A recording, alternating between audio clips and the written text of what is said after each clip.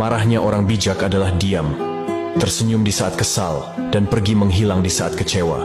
Tak perlu ada perdebatan, karena bagi dirinya yang terpenting adalah bagaimana menjaga hatinya agar kembali menjadi baik.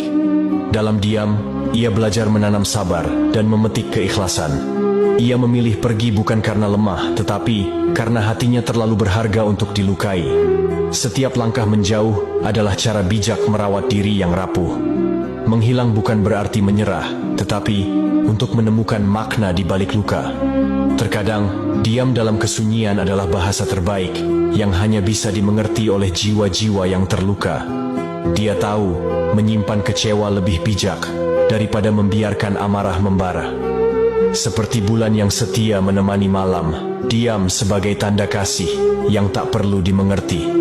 Baginya, ketenangan adalah harta yang tak ternilai, lebih berharga dari kemenangan dalam